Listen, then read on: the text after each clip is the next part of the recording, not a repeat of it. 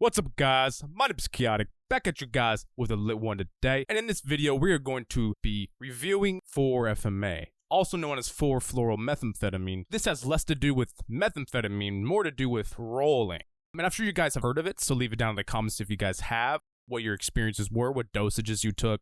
And yeah, recently, I haven't posted in 2 weeks and it was because of this chemical here. It did give me a come down, bro, but I pushed it quite fucking bad. And the main thing with this one, the come downs are not as severe as MDMA, bro. I don't want to admit this, but I will, just for harm reduction purposes. Don't ever do this much. But I took up to a half a gram of this within a few days. And I suffered a bad come down, but again, pretty much recovered from that come down up until this point. So that was it was almost 3 weeks ago the last time I did it. So yeah, again, if this was MDMA, bro, it would take me months to recover, bro. I'm also really, bombarding myself with supplements, so always stay up there with the supplements. Always use L-tyrosine, L-glutamine sometimes, and as well as any GABA substances like ashwagandha.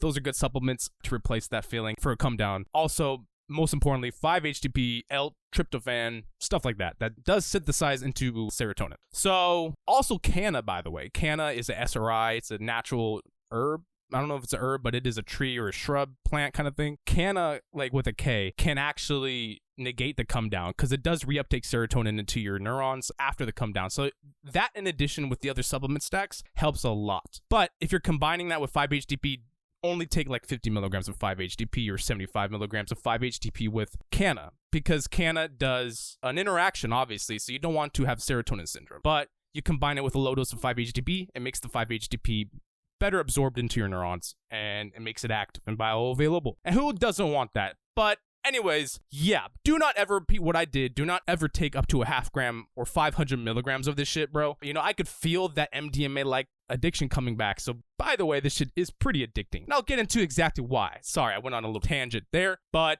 anyways, hope you guys will stay high, stay lifted. And let's get right into the main effects. Now, the main effects of 4-FMA definitely feels almost exactly like MDMA, although there is a big difference, which I'm actually a lot more happy for. The main difference, this one makes you talkative, bro. Like, you can't shut up. You need to talk. Like, it'll make you have the most insane confidence. Whereas, like, MDMA would kind of shut you down and couch lock you. This has, like, a stimulant role. Like, it's very stimulating. So you need to talk. It's almost like you want to talk while feeling really good. You feel like an ecstasy, kind of like, oh my God, I feel so good right now. I need to talk to someone. So not only does it give you MDMA's sociability, it actually unlocks it. So it actually enhances that sociability. And then next thing you know, you don't want to use it as much as MDMA. You want to use it more because 4-FMA, bro, this shit was fucking lit. Okay. I love this shit. So there's a reason why I did too much of it, but I'm glad to say the come down, even with that much, it's not that bad. I mean, it was pretty bad. I'm not gonna fucking sugarcoat it, but it wasn't that bad. MDMA? Oh no. That's another story. As well as MDA, bro, because both are neurotoxic. Mainly because MDA is neurotoxic. So stay away from those, I would say. But like the 4-FEA, 3-FEA, 2-FEA, fucking 3-FMA, probably not that one. I didn't hear that one was good. But yeah, 4-FMA, and yeah, those light compounds, they don't really have as much of a come down. Although they do. What I mean by not much of a come down, you're gonna feel drained. It's still a stimulant that released a lot of monoamines and neurotransmitters, but it didn't give you major depression. There's no neurotoxicity that I know of with these compounds, however. Do not vouch for what I'm saying. I do not know, mainly because it wasn't studied. So most of these are not studied. We don't know the long-term neurotoxicity of most of these drugs. So you really need to watch out. Don't be pushing your doses. But man, there's a lot of things I could say about 4-FMA, bro. It was nice. I would say this though, if you're gonna redose with this one, it does last up to 8 hours, which is fucking awesome. So yeah, it doesn't just last up to 6 hours. You take a hefty dose, man, you're rolling up to 8 hours with this one. Yes.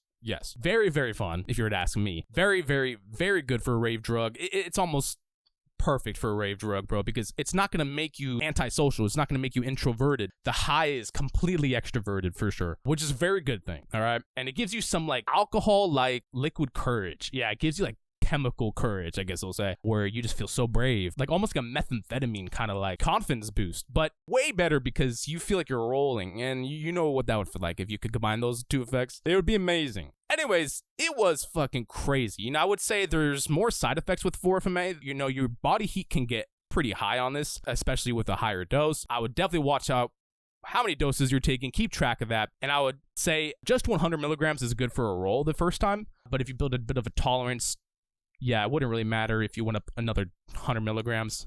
Any more than 200 milligrams, I would say is not safe because this chemical is very, very, very unstudied. But yeah, also my eyes. Yeah, my eyes weren't even fucking dilated, bro. Like, I don't know if they got dilated when I increased the dose, but because I did up to 200 milligrams and I was looking at my eyes, bro. Yeah, no, your eyes are not even burnt, bro. They're not suspect at all. They don't even look like you're high, dude. Yeah, so it's basically more like a stimulant than anything. It's not really going to make your eyes dilate. So there you go. You feel like you're rolling. You feel like you want to talk to more people. And you don't look like you're fucking on some crazy amount of drugs. So you know what that means. You could take this possibly at casinos, raves, clubs, rap concerts, anywhere. Bars, you could take this.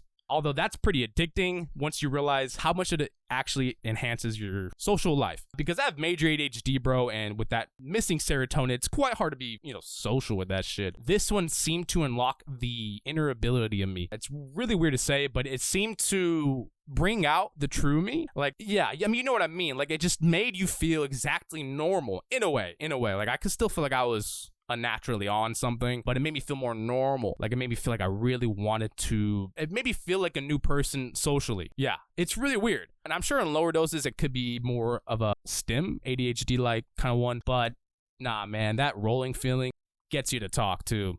So yeah, and you get this like crazy, kind of like an MDMA-like love feeling in the beginning. And it does fade around 4 to 6 hours in.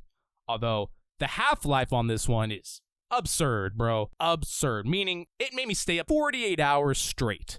I'm serious, bro. Like, because I redosed, but yeah, apparently this one has a longer half-life than meth or just as long of a half-life of meth. This one, it just does not die down, bro. Like, you will be stimulated all throughout the night, all the way into the next day. I just couldn't sleep for the life of me. I'm sure you can sleep if you have some heavy downers. I didn't have enough heavy downers, but I also didn't want to take hefty doses of benzos. I did take a benzo or two, but even that didn't really kill the high, bro. I don't know. I was just so spracked. My mind, I don't know, bro.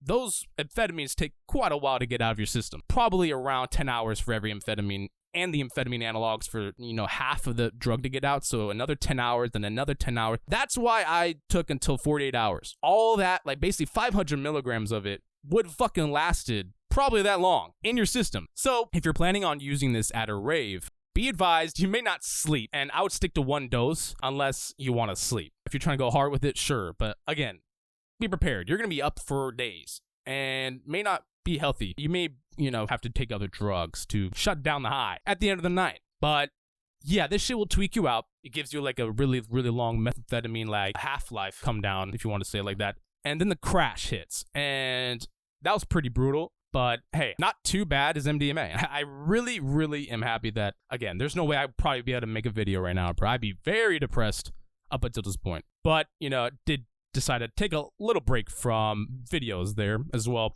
just to get my head back, obviously. Had to recollect myself. But again, this is just like all the other drugs in this category. They're pretty addicting, okay? They just got banned recently, July 1st, so that's a good thing. I'm gonna be honest, that's a good thing, okay? But unfortunately, it's gonna cause more people to have to go to the illegal side to find these substances. And I'm hoping some of these do show up again eventually. Maybe someone will custom synthesize something, and then that way we can enjoy it, and probably gonna have to be on the dark web at that point. Yeah, they're not gonna be selling that on the clear net. I'm having hope for the ones that do decide to keep synthesizing these chemicals but go onto the dark web, bro. So you're probably gonna start seeing a lot more foreign vendors on those dark web markets. And yeah, rest in peace Archetype, by the way, bro. That was the longest running dark web market in recent memory. But shit, bro. Nowadays, it's all about Drug Hub. But anyways, 4FMA gets a fucking A from me. A+, actually, plus, because I love that shit, okay? That's the reason why I picked it up again, needed to, for 100% fact, and sure, I love that shit.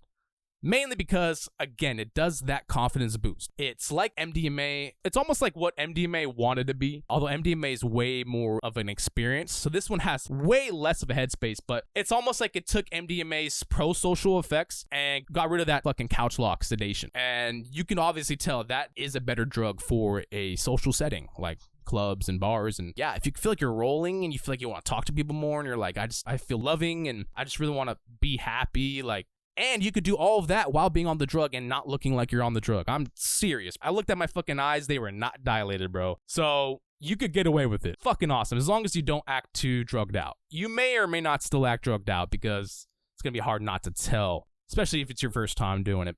But yeah, take it from me, bro. This shit was ultra potent as well with my Molly head ass. But yeah, man, you could definitely recover from those drugs for sure. I'm still able to roll. Although when you push it up to this point with some of these drugs, you really do have to take 6 months off. Like I'm taking 6 months off at least or more because at the same time, I value my happiness, bro. So anyways, I hope you guys enjoyed this video. Hope you guys are stay high, stay lifted. And I'll see you guys in the next one. Peace.